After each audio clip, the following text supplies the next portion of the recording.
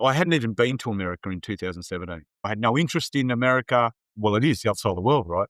I had an expectation that Americans were in front of us anyway, like 10 years in front of what we were doing. Yeah, and there'd be hundreds of green builders over there.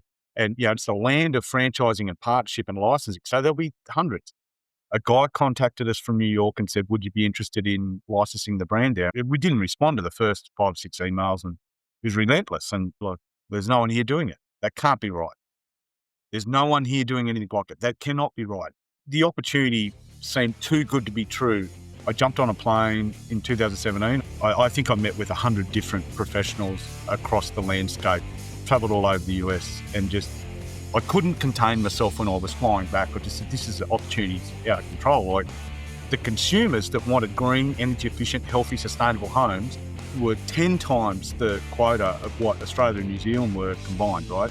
Regardless of the size difference of the country, the consumers want this product and there's no one delivering it. Welcome to the Builder Straight Talk podcast with your host, Michael Creasa. Get the unfiltered truth from the trenches of construction, real estate, and funding. This episode is made possible by our parent company, Sound Capital, funding built for builders. Well, hey there, my friend. It's Michael Creasa here, host of Builder Straight Talk. Welcome. And in this week's episode, I had a great conversation with a gentleman by the name of Mick Fabar. And he runs a company called Green Homes Builders. Green Homes Builders. That's a tongue twister for me. And fascinating story, because what they do is they're focused on performance homes, about the carbon footprint, about air quality, all the things that make a performance home. And we're going to unpack that in this interview. But the fascinating thing about this is he's an Australian home builder who dominates Australia and New Zealand. And now they brought the franchise here to the US. They've done about 100 homes so far. And frankly, he's winning all kinds of awards on his construction style and energy efficiency. So I know you're going to find this a fascinating conversation.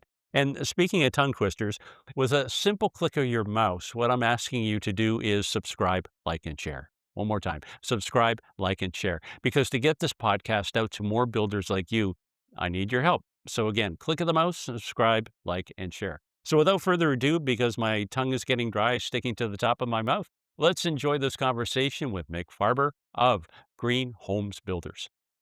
Well, Mick, all the way from Australia, I want to welcome you to the call. I know there's so much I want to talk to you about, man. Healthy homes, performance homes, energy efficient homes. There's so many different labels, so many different categories. But before we start that, you're in Australia and you're a builder. What were you doing before you got the itch to start building? Was there any other career path you could have possibly followed? And what was it that brought you into being a builder of all things? My career path is pretty traditional. I left school and started a carpentry apprenticeship. I always wanted to be a carpenter. And obviously, as it is globally, the transition from carpentry or being a tradesperson into a project manager, into a builder, contractor, just progressed. I left school at 15 years old and I was a fully qualified builder in Australia by the time I was 21. So I did my apprenticeship and then went to university and got my builder's license. And I was working for myself as a contractor, from the age of 22, built my first house under contract at 23 years old. So, that's just pretty traditional. I always knew what I wanted to be. So that was the process. That's crazy. At 23, at what point did you then start your own company?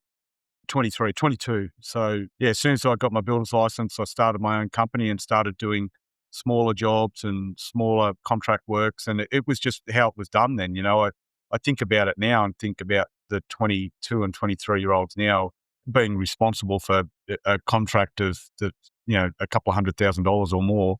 And I just couldn't imagine it. But back then, that was how it was done. That was, I wasn't the only one. There was a lot of young guys doing insurance work and maintenance work and renovations, extensions. And I just happened to land my first building contract, full consumer contract at 22. But it was a different world back then. That was 94, 95. So it was a completely different space.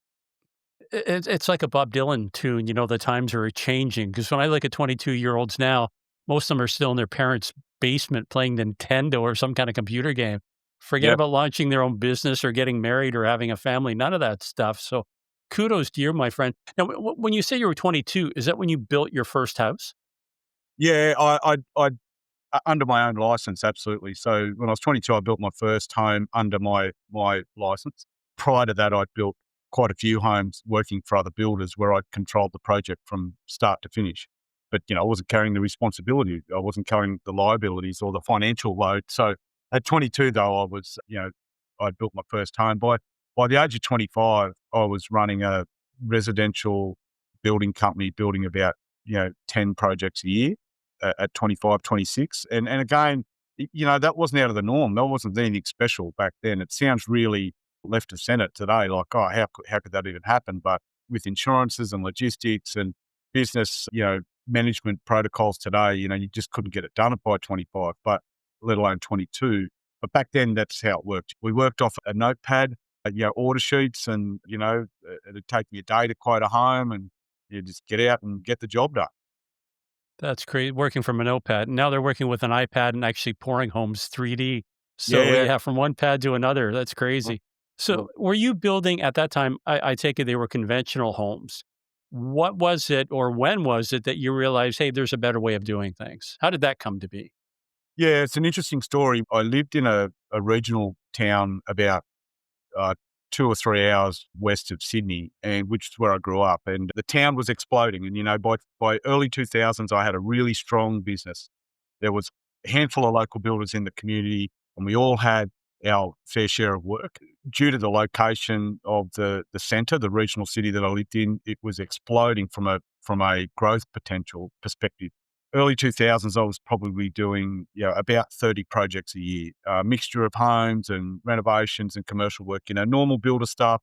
I was doing additions to preschools and doing all sorts of other stuff. And anyway, about 2004, 2003, 2004, there was a migration of what they call in America, large volume track builders, right? About six of them came to the city in 1 year. We went from doing 30 projects to like two. Our business collapsed. The centre was growing fairly rapidly, and there was a large land development being released. And we purchased two land lots to build show homes. And so did about 10 other builders. We had the plans approved, and we went to a meeting, and we went to a developers meeting. We're standing on the street, well, the street hadn't been developed yet. It was still getting graded. We're all standing there with all these other builders and the developers and the local certifieds. And I thought, every single builder here is going to do the same thing. We're all going to build a home. We're all going to stand out the front and say, I've got the best price, the best home, the best quality. Those guys are giving away free kitchen upgrade, and those guys giving away a trip to Hawaii, and those guys giving away a raffle to a car. It just thought it was just a race to the bottom. I worked out then, just by being in that conversation or in that environment, that everyone's point of sale or value proposition was, I've got the best quality, and that's subjective, and it wasn't going to win clients over. And then it was actually my now wife, but not at the time, who said, why don't we do something green? And I went, whoa, that'll be expensive and it'll be difficult. We're not going to go down that road. Anyway, after some conversation and some consideration, I looked at it, and ultimately we decided to redo the development. Like, we hadn't started the job, did a lot of research and reissued the plans and designed two green homes.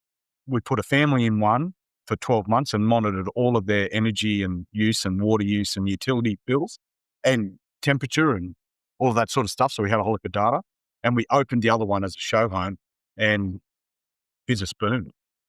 So just exploded. So when the Americans came, like, the invasion of American builders, were they doing anything different? Like, how was it that they were able to, like a vacuum, suck out so much business away from you guys? I think it was just the way that they presented themselves. It's interesting to understand how consumers shop. There's one part of it that's how consumers engage, and the other part of it's how they present. From a price perspective, they weren't any more price point better than us. And I honestly thought, and would like to have believed, that consumers will stick with the local guy and they'll go where the confidence is. And we'd been building for 10 years at that point, right? Like, we didn't come out of the ground. We were local builders that had built, 100 homes or did 100 projects. We'd won local awards and business awards. So, this isn't this isn't a story about trying to launch a business in that space. We were established. I had salespeople, had an office, had carpenters and tradesmen and contractors and, trucks running around that were sign written. Like we were established, and we just got swept off in one swoop. I think consumers want, as we were really evolving, consumers shop nationally. They shop for what I believe that consumers want national brands for security with local tradespeople in our industry. So they were drawn to the national brands because of whatever reason. They just, bigger's better, and they marketed better. And even though I thought their product was terrible, certainly wasn't the quality that I was delivering and other regional builders were delivering, the local builders delivering. But and the other thing that the big guys did, they bought the land, they had stuff ready to go, they could talk to a consumer on Sunday and they'd have them in a contract by Monday. We weren't like that. We were like, let's go on a journey, let's work out what's best for you. If this takes 3 months to get you into a building contract, I'm here for the long haul. The other guys were just, they were just meeting and signing. Yeah, you can almost bet, Mick, that they came in with loads of cash. They've got a model that works back in the U.S. I would also probably argue there's that allure of that it's something different. Just like when you hear an accent, like if you were to come to Canada, all the women would be lining up to hear that Aussie accent. But in town, they probably don't give you a second look. Versus, if I was wandering around the streets of the Gold Coast, maybe, I would get that second glance.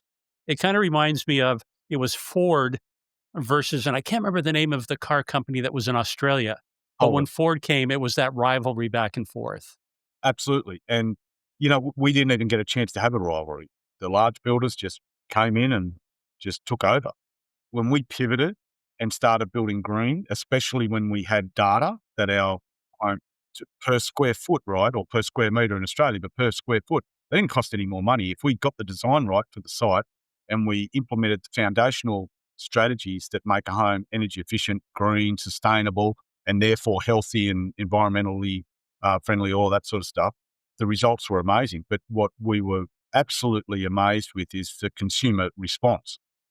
So, by 2005, we were doing 30 homes a year, all green, sustainable. We'd stopped doing, by 2006, we weren't doing anything commercially. We weren't doing renovations. We were just doing new homes. We were absolutely full booked. So how long did it take the Americans or your other competition to realize that you're doing something different?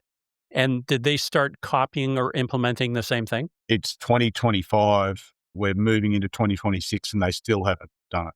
I say this from a global perspective. The brand's grown considerably over those 20 years. We're doing 10,000 projects a year now. We play in a sandpit that we're deemed experts. We know that space really well. Everyone else is at the other side of the playground playing in a different sandpit, fighting over the same consumer, still giving free holidays away to win that consumer. We're not even in that discussion. So, we've just really focused on what we do and what we do well. And surprisingly, for other builders to get into that space, they have to go through the journey that we went through unless they join Green Homes, right? So to invent and start and strategize and build a green company, you can go and do all the training you like, but you've still got to you've still got to have a history of building and delivering projects, and you've got to have your own data, right? So, by 2012, when the brand really exploded in Australia, the Green Homes brand, our brand, we built a couple of hundred homes. We had data from the performance of those homes, how well they were performing, what they cost, what the utility costs were, what they were reselling for. It was compelling data. So, by 2012, we had 40 odd territories across Australia. I know in America that doesn't sound like a lot, but that's a lot in Australia, right? We'd grown the brand into a franchise. We were building, 500 homes a year, 450 homes a year, new homes. It was exploding. So personally, I transitioned and my business became the franchisor. We were no longer building from a corporate perspective or it wound right down, and we were running the group, which is, not dissimilar to what's happening today. But so that's what happened. And by 2012, what happened was we just started getting calls from people in other locations all over the country saying, hey, I saw you in this media outlet, or I saw you in the paper, or I saw you won these awards. I'm trying to build a green home in Melbourne. I can't get anyone to design it for me, or I can't get a builder to talk to me about it. Can you help me? So first there was a consumer drive, and then there was then builders started calling saying, I did a green course online at night, and I still don't know how to. It's not about building the home, but I need the business, brand. Would you be interested in licensing the brand? And that's how it started. That sort of started about 2009 when we won the best home for Australia, and we started getting a lot of media about what we were doing, and then our brand completely pivoted and went in a direction of licensing and franchising. So up until that point, '09, you're just being a humble builder, really successful. You've got your own secret sauce, obviously. I want to touch on the franchise idea in a minute. Let's just pin that. But getting back to when you were building, give me a handful. Like, talk to me like I'm six here, Mick. What are like 5 or 6 different things that would distinguish your type of home? Like when you talk about a high performance or energy compliant green home to a regular stick build that your competition's doing. Well, we're still doing stick builds, but importantly, the design's considered for the site. So solar passive design is really, really important. Doesn't matter what climate you live in. People have a perception that solar passive is only important for cold climates. It's actually important for both climates. Solar passive. If you get the design right, it's really important. The leakage of the home, so the energy leakage out of the home, controlling the energy in the home is critically important. So the homes that we're building in generally in the US and generally in Australia and New Zealand leak like a screen door on a submarine. So, that they're not going to be efficient. So, sustainable materials, back in the 90s and the 80s, that was a big consideration. But the reality is most materials today that are available are sustainable and do have a sustainable footprint. Those fundamental things, getting those right, the problem with the space is that that's all optional. Builders aren't trained with that stuff. If you want to be trained and you want to educate yourself on that, that's all optional. It's not part of our training, right? Part of our training is understanding how to build a home that meets the code and is watertight, keeps the water off the occupants' heads. There's not really a focus on sustainability and the internal living environment, the internal health of a home. And they're all the additional benefits of building a green home. When you talk about the sustainability of the home, are you talking about the duration in terms of how long it's going to live? Is it the impact on the building envelope that it's in, the impact that it has on the environment? Like, can you fill in the blanks there? Yeah, look, it's all of those things, but importantly, it's about the sustainability that we focus on. It's about the performance of that home. So we want to get the energy performance to a premium, so low energy use, low carbon emissions, and that delivers healthy environments. We're obviously all building homes that we want to stand for 100 years, and we want them to survive the test of time and be, efficient and manageable and all those sorts of things. That goes without saying. But when we talk about sustainability and green, we're talking about building environmentally friendly living spaces, healthy living spaces, healthy for the community, healthy for the environment, healthy to the people that live in Got them. it. That's not what builders and designers don't think like that. So going back to '09, the business is thriving. You're getting calls from your competitors, other builders that want to follow in your footsteps. That's the point when you start thinking about franchising. So did you have to reverse engineer what you were doing to come up with like the franchise model that is actually now something saleable to other builders? Yeah, well, by default, absolutely. By default, we built a process. We built two things. We built a brand, and then we built processes on how to work within that brand. So then we had to document that and sort of go back and sort of work out with a whole heap of the right people. It's like, okay, why is this brand successful? Why are people flocking to us? What are we doing that, is constantly filling our pipelines and delivering these projects? And then we had to document it like a library of instructional. What I found in that process was that, if a builder wants to be a green builder, the education about building green is available. You can type it into the internet today, AI, it'll tell you how to build a green home. But that's not what we're missing from the industry. The education about building a green home is that's not the secret sauce. The secret sauce is building a brand, consumer confidence, and a business to be able to deliver that. And that's what builders miss. So there's nowhere where you can go and get that. You can't just go to a training day on a Saturday and go, right, I'm going to open up a green building business on Monday. It doesn't work like that, right? So that was the bit that's missing. And interesting, when we got to the US, later in the story, it was like, really, no one's done this? Why are people doing this? But that's the bit that's missing. It's not that we've worked out how to build a sustainable home and we've come up with these strategies about building a home that's super efficient that no one else knows about. That's not where the magic is. The magic's in the brand, and the way that the business is run. So you must be spending all kinds of money then to promote the brand. It's like Coca-Cola. I think they spend millions and millions a year just to keep getting that brand out there. Are you doing something similar to help promote Green Home Builders? Is that the brand, Green Home Builders? We've got a couple of different brands. So it's Green Homes Okay. Australia, Green Homes New Zealand, Green Homes Builders in the US. Yeah, we're very active on promoting the brand, but interestingly, it's not to the level you think, because the reality is that when you're one of the only leaders in this space and there's an abundance of consumers looking for that product, they find you pretty quickly. It's like, there's millions and millions and millions of consumers going, how do I build a sustainable home? How do I build a healthy home? How do I reduce my energy costs? How do I do green homes. Geez, that sounds interesting. What was it then? Like everything's going great in Australia. What was the itch that made you get on a boat and invade the US? Well, the first thing that happened was in 2015, we got contacted by a large builder in New Zealand who was a commercial builder that had 2 or 3 attempts at opening a residential arm of the business. They wanted to diversify their business.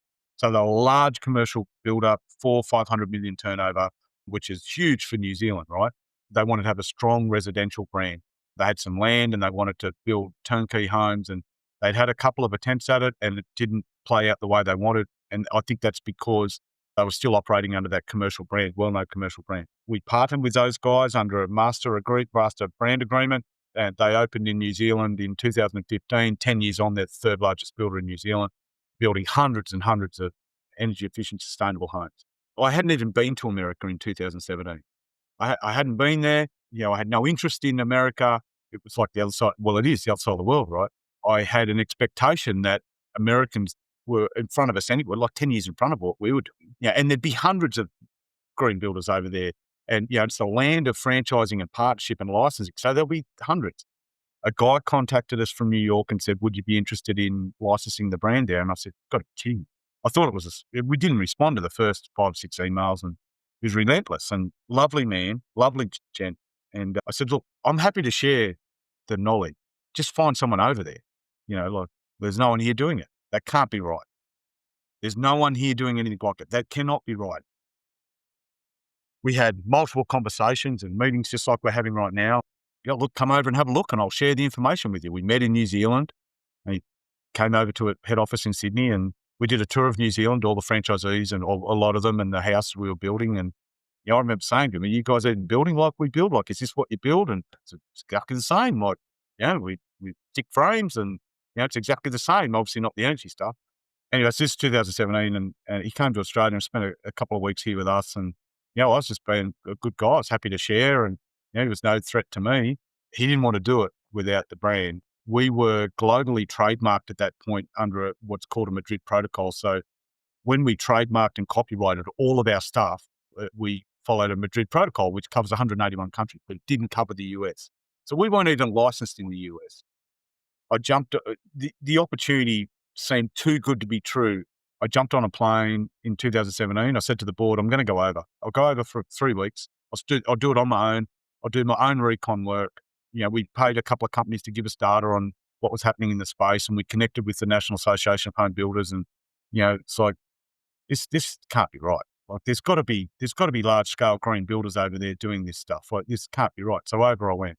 I think I met with 100 different professionals across the landscape, traveled all over the US, and I couldn't contain myself when I was flying back. I just said, this is opportunities out of control. Like, the consumers that wanted green, energy efficient, healthy, sustainable homes were 10 times the quota of what Australia and New Zealand were combined, right? Regardless of the size difference of the country, it was just, so there's the consumers want this product and there's no one delivering it. There's a few small builders in different locations doing, really green stuff like, homes in the side of hills with earth roofs and, fully recycled material homes. And that's not mainstream stuff, right? So I established that the process for a consumer, exactly the same, as it is in Australia. The way that you guys build in America, pretty much exactly the same. There's different styles for different locations, but pretty much the same process, give or take the styles, which is, that doesn't have any effect on the sustainability, really. We decided to had a red hot crack at the American market. We did a lot of research, spent millions and millions of dollars trademarking, copywriting, and registry, the business, the franchise process, the brand, our designs, everything. And then we launched at the Green Build Expo in Atlanta in 2019, November 2019, had a massive launch. I remember President Obama did the opening speech there, and he said something that was real. 10,000 people at the opening address. One of the things he said in his speech, he said, look, guys, we can talk about building green all day, but someone's got to start building green homes. We need to build green homes. And I remember we were way up the back, and I was putting my hand up. So that's us. We're here. We're just about to do it. March 2020, I was in the US again, and COVID hit. We had to fly home because they were shutting the borders. And then we lost what we thought was going to be a month or so. We lost a couple of years traction, which turned really into 3 years. We relaunched in 2024. We've got 4 or 5, really good partners there. We've got some really good project partners. We're launching different strategies and processes as we speak now. We're pivoting from not only doing new homes. A big thing in the US is that there's 100 million existing homes with another 50 years of life that are completely inefficient. Those homes need to be upgraded to sustainable, green, healthy living environments, low carbon. We're launching a delivery service across the US at the moment to be able to decarbonize existing homes. We're also building new homes, large development outside of Atlanta, 70 odd freestanding, green, sustainable homes, net zero, energy neutral, zero carbon in operation. Just no one's doing that stuff in the US. We thought, well, we'll come and do it. I'm sitting here trying to take this all in, Mick, and it's mind-boggling that the land of innovation, they put a man on the moon. Americans are renowned for doing everything first and the biggest. Go to Texas. Nothing's bigger than Texas. And the fact that you step on American shores and there's nobody doing what you're doing, like on the other side of the planet. And so right now, we're into 2025. So you're just starting to scale. I guess you can feel that this thing is really going to take off. At this point in time, can you feel that there are competitors now starting to line up, or do you still have a good runway to take advantage of? We've got a good runway. I think there's competitors in the space, but they don't realize the journey they've got to go on before they get to the level that we're at. That sounds egotistic, but we've built literally thousands of homes. We've got live data from homes on the performance of homes. We're comparing our data with energy data and utility data and performance data, base data in the US, in New Zealand, in Australia. For a competitor to step into the space today, it doesn't matter how much money they've got. Multi-million-dollar companies still have to go through that journey. They can't just invent that stuff. They can't just write a couple of e-guides and go, now we're going to offer a green home. We've engaged a green architect and we've got some green designs. They can do that, but it doesn't really work like that. Consumers are very wise to true credibility and authenticity. And you know what? Are we going to be the only green builder on the planet? No. Are we the biggest and the best at the moment? Absolutely, because we're the only one. But that sounds egotistic. That's just how it is. It is what it is. Will that be the same in 10 years? I'm not sure, but that's our goals and our drive from board level through myself and the senior management team and all of our partners across Australia, the US and New Zealand is to be the best builder in the world. Now, for us, we wrote down in 2009, one of our goals was to be the number one builder in the world. What does that mean? Does that mean you're building the most amount of homes, the most expensive homes, and the most affordable homes? Well, it doesn't mean any of those things to me. What it means is we're building the best homes. And the best homes are homes that have got healthy, low carbon, energy efficient living environments for the people, the occupants. That's what it means to me. And that's why we won in 2023 with the National Association of Home Builders in Vegas. We won Global Home of the Year. And I think we're the first non-American builder to win that award. And we won that award for a home that we built that's completely energy neutral, a really good, affordable home, zero carbon emissions. That's what we do. And we're passionate about it. I've got 2 movies that have come to mind here, Mick. One is Forrest Gump, and I'm going to say run, Forrest, run. And the other one is Midway. And I'm thinking of that iconic scene where the admiral of the Japanese fleet is sitting there looking out to sea, and his fear is, I think we've just awakened a sleeping giant. And that's the reference to the U.S. after they bombed Pearl Harbor. Do you think now that you've got a presence in the U.S., that some of the bigger builders are waking up and going, we better take a look at what this guy's doing? Possibly. And if they are, they ring me, because let's partner together. Like, let's do it together. Let's not be competitors.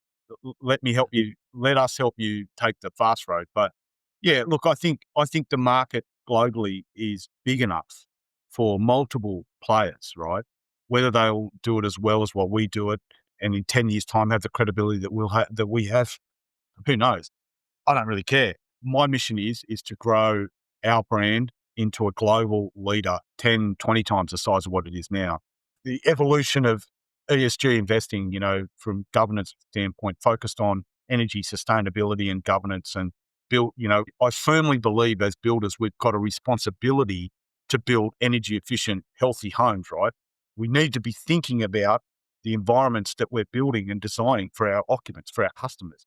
Well, that's not part of our journey, not in the building industry, right? That's part of our DNA. So, if another company can create that overnight, good luck to them. But I think once you realize that there is a problem and you've identified it, that homes that were being built, I don't want to say the healthy home because that's a different concept. it is a different I concept. It's a different designation, but I would say the two kind of dovetail nicely together in terms of what the end goal is. You're trying to build a safe place that's going to last a long time, energy efficient. They're kind of looking at it from the other perspective of no outgassing. How does it blend into the native environment? But let's just put that on a level playing field for now. The fact that you've got this and people are going to be knocking on the door. So, what is the process then when a builder approaches you and says, "Hey, mate, I want to be able to do what you do," and they want to buy into the franchise? Is there a screening process, or are you just trying to sell as many as you possibly No, no, can no, while you can? Okay. no, no. We've got to partner with the right builders. They've got to have the right ethics and the right ethos and the right history. They've got to be the right builder for the brand. We've made our mistakes. We've partnered with the wrong builders. We've partnered with builders that have put the brand on the shelf and just wanted to keep it out of their territory. We've partnered with builders that have then not done the right thing by the process, not followed the processes, and really just wanted to gain a marketing advantage. We look for builders that genuinely want to make a difference and genuinely want to change the world and build legacy. I would like to think we've got a very thorough screening process. Obviously, we want to partner with as many builders as we can to get as many homes as we can built. Before 2030, the US government want 1 million new energy efficient, low carbon homes built, right? Yeah. Well, major problem, no one's building them. There's no one building them except for us. No one's building these homes, right? They haven't even got a benchmark of what that means. Well, they don't even have enough builders to build. So the gap right now, and you probably know the market better than I do, but I think the U.S. is behind about 250 to 300,000 homes a year behind. Not energy efficient, just homes Generally, themselves. yeah. And this kind of ties into the company that keeps the lights on for the podcast, Sound Capital. They've got a BOHOG, and if you haven't heard that expression, big, hairy, audacious goal. Yep. They want to be able to fund 1 million doors. And I think their time span is 5 years, if I'm not mistaken. And it's not them by themselves. They're looking at other lenders, they're looking at builders like you. How do we tackle this big problem in the US? Because we have to hit 1 million within 5 years. So it seems there's enough people that will, when you plant that rod into the ground, they will come. And that's exactly what's happened historically. The challenge that we've got in the US is, I won't say it's ego, but the people in the US think what we've tackled. So we've got this great brand, we've got this great history, and we've built literally thousands of homes. We've got 10,000 projects on at the moment, but we don't have 10,000 projects on in the US. And there's this mentality in the US that's really frustrating. And that is, I was told when we first went there, Americans will only buy from their own tribe. And I didn't appreciate what that meant. They won't buy from a guy in Australia. They won't join a company that's based in Sydney that's just opened an office in Colorado, because what would you know about building in the US? It's too difficult. It's too litigious. There's 50 different countries, talking about the States here. They don't appreciate that there's someone from outside of the US that's actually got the answers to building sustainable homes. I'm just saying, as a building community, we have an obligation to build sustainable, energy efficient, healthy homes. That needs to be part of our thinking process. It's not. It is with us. And we want to when we're partnering with builders in the US and developers and lenders and all sorts of people that can deliver 1 million doors. And we've got a big, hairy goal too, big, scary, hairy goal. How are we going to get there? I'm not a licensed builder in the US, but I know what we want to achieve and I know what we want to do and I know what we can do, but we need the right partners. And we've got some and we're growing. But one of the challenges that we've had is, how many homes have you built in Texas? Haven't built any at the moment. Oh, well, it won't work here. Why won't it Oh work? man, Mick, It's I the gotta sort of call stuff that we bullshit. I talk gotta about. call bullshit. You're talking to the wrong people because I look at I've been calling bullshit yeah. for 5 years. Like, we're exactly the same. We get contacted by builders saying, when you build some homes in Texas, let me know and I'll come and join. Oh, mate, just join and build the homes. Like, like, it doesn't make sense. That's one of the challenges that we have in the US. Oh, no, you need to have a whole US sales team. No, we don't. No, we don't, because we'll help the builder and their sales team. That's how the program works. You need to have, 20 show homes across the US to prove the concept. No, we don't. I don't think we do. Why do we have to do that? We've got some show homes going up in Atlanta. We've done a show home in Atlanta. We've done a show home in Fargo. We did a show home in Fargo in 2024. It was the most visited home in North Dakota online. Virtual walkthroughs, the most visited home for 2024 was our show home. Carbon neutral, energy neutral, carbon free, in operations, absolutely cracking home. Yeah, man, I feel your pain. I can sense the frustration that you've got doing this. Yeah, you've got the better mousetrap, but the mice are complaining that it's not going to work. I'm just scratching my head. Because it's an idea from Australia, I had a guy, this is fair dinkum. It is Yeah. a bit funny. I was talking to a contractor in the US in one of my visits, and he asked me if we had toilets inside our homes in Australia.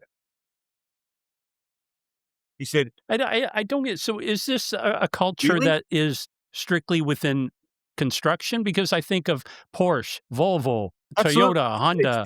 Absolutely. It's a construction industry challenge. So, I've been to the IBS at Vegas multiple times. We've won awards for our training. We've won awards for our homes.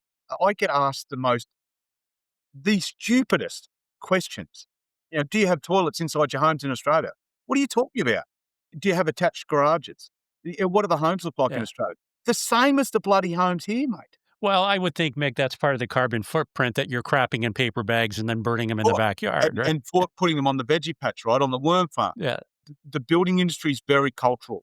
And one of the problems with the building industry is change adoption or change commitment. Yeah. Because, the contractors that are working today were trained by the contractors that were trained in the previous generation, that were trained by the previous generation. And we're still doing stuff that we were doing in the 50s, right?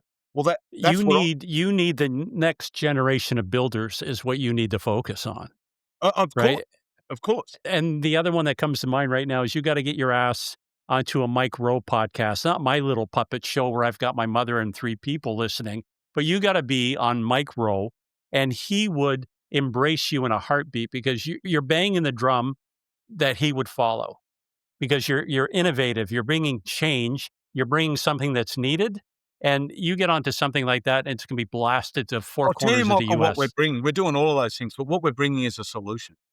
We're Yeah. bringing a solution pathway to, you know, energy efficient, sustainable, healthy homes. Like, they end up healthy by default. If you build an energy efficient, low carbon home, it's healthy. Better homes for the environment, better homes for the community. We're bringing a solution. The naivety and the ego of some of the construction industry is like, oh, because it's from Australia, no, we Yeah, can't. but that's you know what? The more I hear you say this, I'm probably thinking it's a good thing because while they're pointing their finger and say it's like laughing at the Wright brothers. This thing will never fly. Why are you even thinking about that? And while you're soaring above them and they're looking up, throwing rocks and swearing, like you'll live the best life and people will be enjoying your homes. Look, I think the innovative companies, we've got some really exciting developing partnerships with large retailers. Those innovative companies that are looking beyond that are helping us with that message and just helping, well, not just us. I mean, we're just one of the providers in the industry, but we've got training, we've got ebooks, we've got guides, we've got processes, we've got designs, and it's forever evolving, right? We're on it based on our data. We've got some really exciting partnerships happening with some forward-thinking American companies that are going to help us lead the way in this. But, you talk about building millions of homes. We need to be building and renovating and upgrading millions of homes to be sustainable. I can't move past that. Hey, this is an obligation for the industry to think differently. I realize how challenging that is because, we've got an aging demographic of contractors and builders. We've got low numbers of new young guys, men and women coming into the industry. Same in Australia, same in New Zealand. It's exactly the same. That data's compelling. That doesn't change the responsibility fact, though, that we need to be thinking differently and we need to lead the way. How this space is going to evolve globally is, I believe green homes partnering with large organisations that can affect change on scale and change things differently and change thinking. Help me understand this, Mick. So the process, right? First of all, a side note: are you a publicly trading company or are you private? No, we're private. I believe that the company will be a public traded company within the next 5 years. We've had a couple of approaches for mergers and pathway options for that. Today, we are still a private company with a board of directors and executive team. I want to make sure that before that happens, I want to make sure that the company is headed truly cemented in the right direction. I believe that we are. We want to affect more change and more home. We want to build more doors than what we're building at the moment. Okay. We're very strong in Australia. We're very strong in New Zealand. We need to really make, our whole reason for being at the moment is making impact in the US. So focusing here on the U.S., I'm still trying to understand this.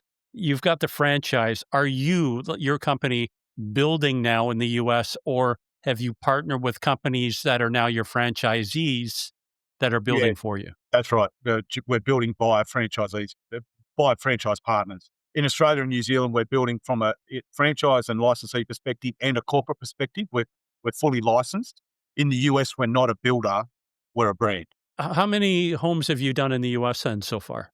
About 100. It's just going to explode, man. Is there any one particular concentration or state that has accepted it more than another? Yeah, look, we've got a really good, strong footprint in Atlanta, Georgia. And we've had multiple opportunities on scalable opportunities, but haven't had the builder to deliver. So we've had developers that have had 500 sites said, right, I want to make 200 of those sites, GH builders homes, green homes. We haven't had a builder to deliver the work. So in terms of the franchise relationship, do you have like a minimum level? Like, so I'm a builder, I knock on your door and I say, hey, Mick, I want to be a green homes builder. Is there a minimum I need to do to get started? Or walk me through that part. We're happy to work with, as long as the commitment, the mindset's there. We've got a builder in Fargo that just does, a handful of homes, right? And then we've got a builder in Atlanta that'll do, capacity 60 to 150. It's got a 70 lot subdivision on. He's doing the development, the whole turnkey vertical, horizontal and vertical development. We're happy to work with anyone because I think as long as they've got the right mindset and the right vision to grow their company and they're building homes, whether they're building 2 or 3 for their community, that's 2 or 3 that weren't happening, or they're building 2 or 300. To really make a big impact, we need the right, partners at the top level. It's not on their radar at the moment. I think they're looking for those sorts of opportunities, but they just haven't come across us. How does the homes that you build here in the US compare to, I'll say, a standard home in terms of price? Are you building for the rich and famous, or can anybody afford what you're building? Well, so here's the thing. So people think that building green and sustainable is expensive. And we've got data, multiple, from the US, from New Zealand and Australia. It's not expensive. Of course, the upgrades are expensive, but it's no more expensive per square meter. If you get the design right and the fundamental things that you've got to do well to build a sustainable home don't cost any more money.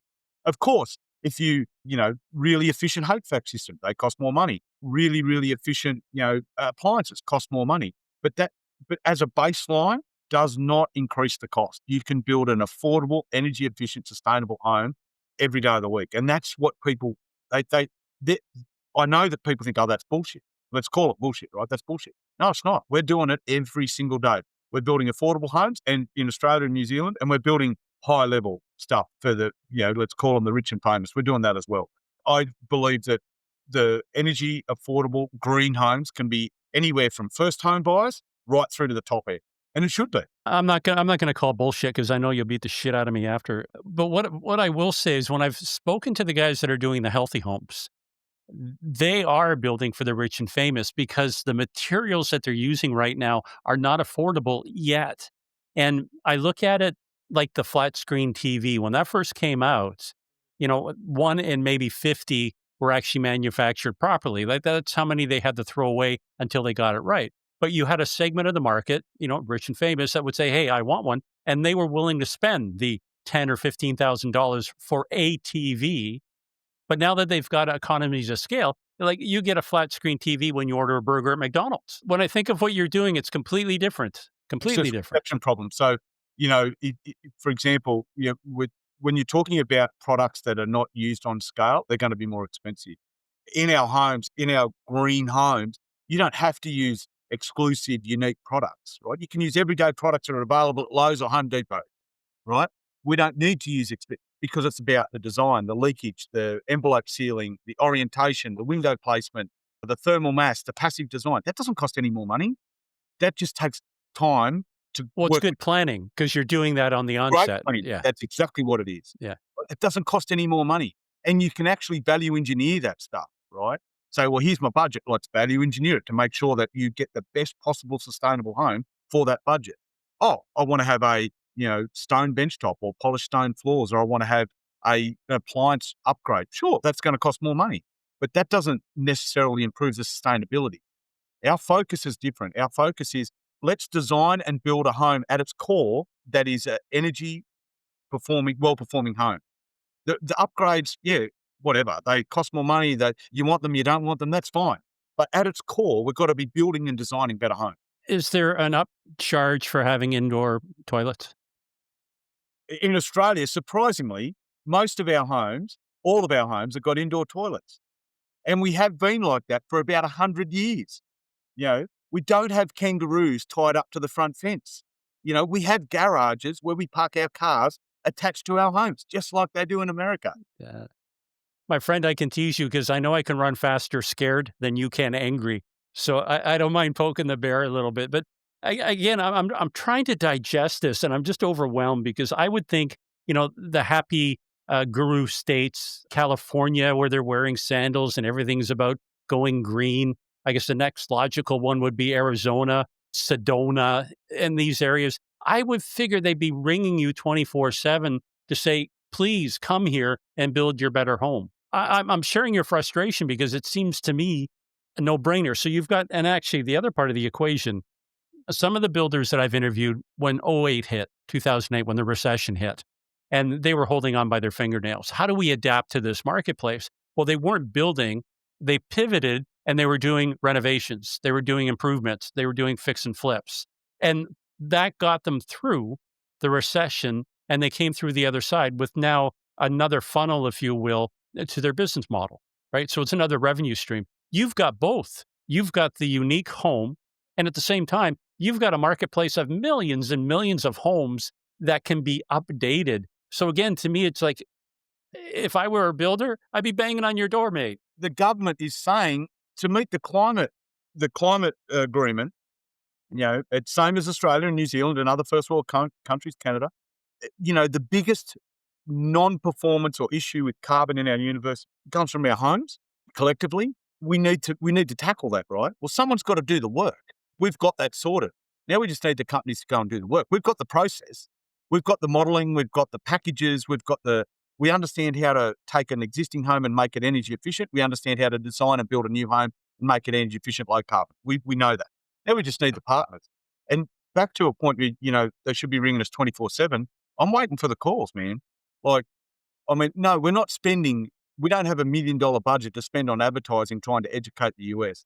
I believe that having the right cup of coffee with the right people is going to open the right doors for us in the US at this next stage of the business. That could be naivety. That could be that dumb Australian mentality, trying to break into the US. I don't believe that we need to spend a couple of $1 million and get on the morning show to, promote the brand. I believe that the right partners are going to hear about the opportunity and go, we need to work with this company. We need to work with this brand. We can take it, we can launch it here and do this, and we can make this difference to that community or that location. So my phone's on. I'm ready. The board's ready. We've got people in the US. We're ready.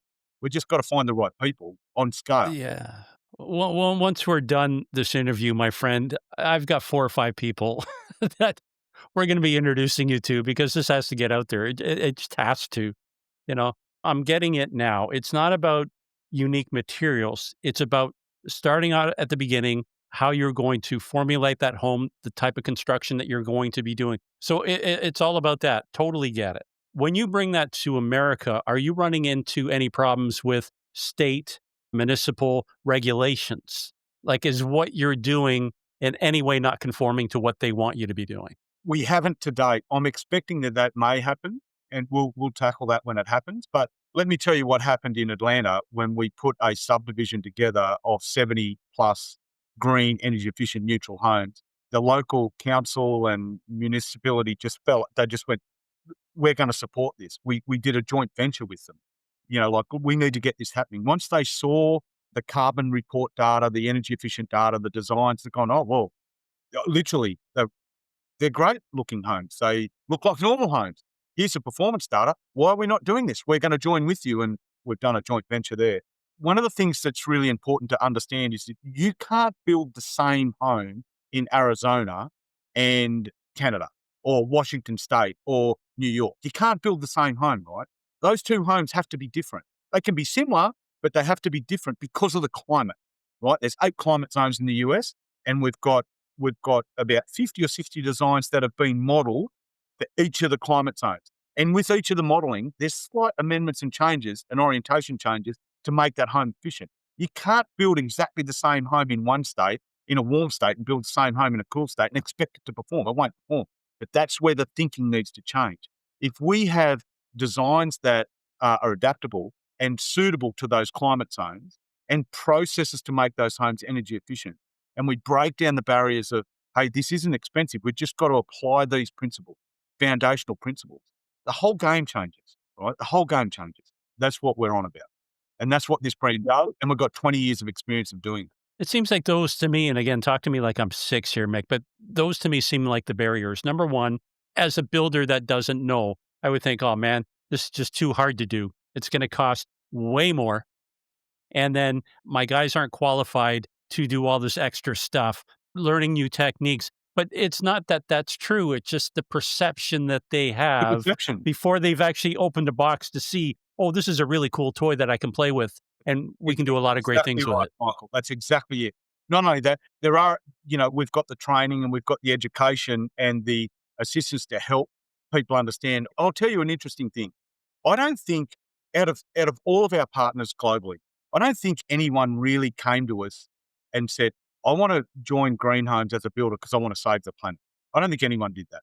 I think most of our partners came to us and said, they came to us and the driver was, I want to grow my business. I want to build better homes, but I want to have a business for the next 10, 15 years. I don't want to be pushed out of business. And I see this as an opportunity. They're looking for a competitive hook to differentiate themselves. Yeah, absolutely. What happens though, this is my perception. That's the thing that gets them to call us. And that once they do the online resources and they build a couple of homes, the next minute they're going, we should have been doing this 20 years ago. This isn't that hard. We're building energy efficient, sustainable homes. They become energy warriors, environmental warriors in their community. We're not trying to create those guys. That's just what happens when they realize that it isn't overly difficult. We've just got to build a process and a brand and deliver it in that community. Then all of these builders become, God, I'm building homes. I'm creating a legacy. My sons and daughters are coming through the business. The next generation, we're going to continue to do this. They weren't even talking like that when they joined the brand.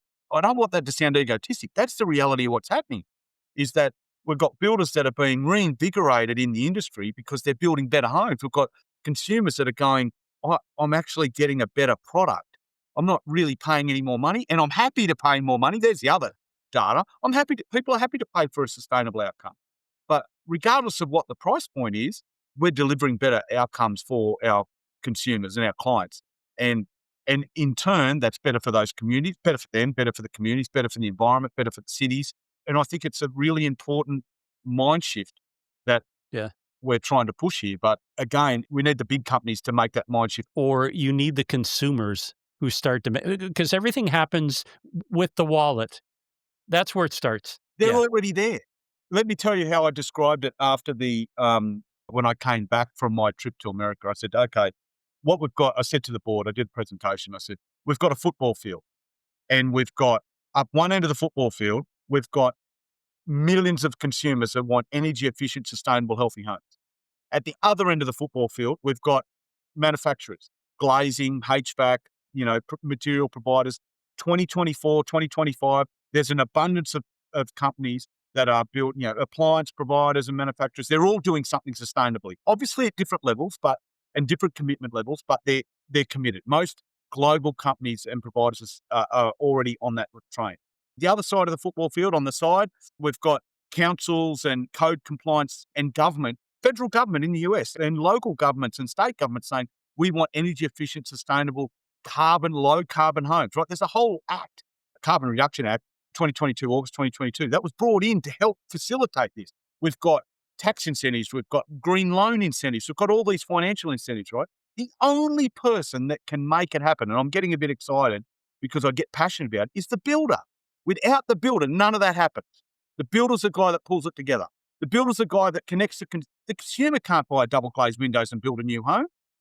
They can't. That doesn't work like that, right? There might be the odd guy that's building his own home, but on scale, that's not how it works, right? They need the builder. The builder's the guy. He's the quarterback. He's the guy that makes the whole show work, right? We're the company, we're the brand that helps that builder make those decisions and pull it together. And that's what we need. It's the same in Australia, it's the same in New Zealand, it's the same in the US, it's the same in Canada, it's the same in the UK. The UK and Europe are a little bit more advanced because they've been dealing in such a cold climate for a while. Their standards are a lot higher. The brand doesn't exist. They don't have that on scale there, but their minimum standards are higher. They leak test their homes. They want their leakage down to less than 1%. They know if they get a home energy leakage down below 1%, they're going to be 10 times more efficient. Their appliance is going to be 10 times more efficient. So they already know that but in America and New Zealand and Australia, this is new ground, right? Not new ground for us, but the construction industry isn't even thinking that way. And despite all the education that's available, it's not about education. Builders will do the education. They still need a business brand. They still need designs. They still need a process. What do I do today? I just did green education last week. Now what do I do? How do I get that consumer to ring me? What message do I send on my marketing platform? How do I communicate with the local certifiers? How do I educate my tradespeople to do what I want them to do? Well, we've got all that. That's what we built. We spent 20 years building it. So, and I apologize for my enthusiasm there, but I see an opportunity here. I get frustrated by the lack of forward thinking that seems clear to me. Okay, you don't have to join green homes, but be a better builder, be a better developer. Build better homes. That's what everyone needs to do. You've already got the secret sauce. You've got the formula. Like, why wouldn't they? Right? Look, and you're banging the drum saying, "Come to me, my children. I have everything you need right here. Suckle up to my breast and let me share the message." Right? So, you've got me excited. I want to buy a franchise, and I don't even build, man. We should wrap this up. I've got one more question for you, and this is something that I'm wishing won't happen for like many, many, many, many years. But I'm going to throw it at you. You wake up one morning and you're dead. Let's put it that way, right to the chase. And you're at St. Peter's Gate, and there's St. Peter, Heaven's Gate. And he's got his iPad. He's scrolling through his iPad, and he says, "Mick, come over here." And as he's scrolling through, you notice that he's going through your whole life story. And there's a video of you when you were younger, and there's a few, he smiles at a few. He looks at one, he points his finger, gives you the naughty look. But at the end of it, he looks you right in the eye, Mick, and he says, "No, not today. You're not getting in. You haven't finished yet." What's that one thing you haven't finished? Exactly what we've been talking about for the last 60 minutes. That's my mission. My reason for getting up in the morning is to crack this American market wide open and deliver positive change. I want to change the building industry. I want to at least offer on scale. We're doing some piecemeal stuff. I want to offer on scale, partner with the right people to make effective change for people to live in energy efficient, sustainable, low carbon homes. That's my mission. Every day, 24 hours a day. It's what I journal of the morning. It's what I journal of the night. It's everything that we do from this office here in Sydney. Yep, we're in Sydney. So what? That's what we do. We've got a really strong brand in other places, in other countries. The American market is where we need the traction, and that's where we can deliver the most amount of change for the biggest consumer group on the planet. Mick, my friend, you made a believer out of me. My pledge is I'm going to help you in any way I can and we haven't even scratched the surface of the stuff that I wanted to talk to you about. It's mind-boggling, man. But let's call it quits for today, and I'll leave it with to be continued. Sounds great, Michael. It's been enjoyable talking to you. My hope is that there's a listener that listens in and gets inspired. That's it. Let's start a discussion. Thanks, mate. Thank you. Thanks for listening to Builder Straight Talk. Make sure to like, comment, and share this episode on your favorite social media platform. And don't forget to subscribe to the podcast, available wherever you get your podcast streaming fix. Until next time, keep building smarter. This episode is made possible by our parent company, Sound Capital, funding built for builders.